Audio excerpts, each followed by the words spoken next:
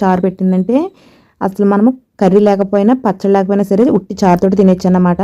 అయితే అమ్మమ్మ చారు రహస్యం ఏంటో అడిగాను. అమ్మమ్మ దానికోసం అయితే చారుకి పౌడర్ అయితే రెడీ చేసి పెట్టుకుంటుందంట.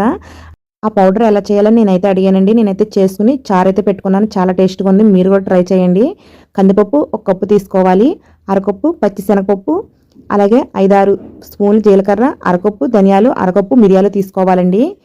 వీటినైతే మనము ఎండబెట్టుకుని మిక్సీ పెట్టుకోవచ్చు, లేకపోతే వేయించుకోవచ్చు. నేనైతే వేయించుకుంటున్నాను. వేయించుకుంటే స్మెల్ ఫ్లేవర్ బాగుంటుంది కాబట్టి నేనైతే లైట్గా వేయించుకుంటున్నానండి. శనగపప్పు కందిపప్పును అయితే మనము స్లో ఫ్లేమ్లో అయితే వేయించుకోవాలి.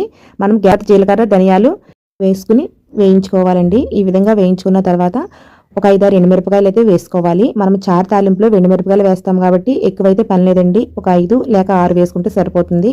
అలాగే లాస్ట్లో వచ్చేసి మిరియాలు కూడా వేసుకోవాలండి. మనకు చారులో టేస్ట్ ఎక్కువగా వచ్చేది ఈ మిరియాలనండి. అలాగే ఈ మిరియాల ఆరోగ్యానికి కూడా చాలా మంచిదండి. దగ్గు, రంప, అలాగే మనకి ఊపిరితిత్తుల్లో కఫం ఏదన్నా ఉంటే ఈ మిరియాల వల్ల శుభ్రం అవుతుందన్నమాట. చిన్నపిల్లలు కూడా ఒంటికి చాలా మంచిదండి. ఈ విధంగా మనము వేయించుకున్నాక చల్లారిన తర్వాత ఈ విధంగా పొడి అయితే చేసేసుకోవాలి.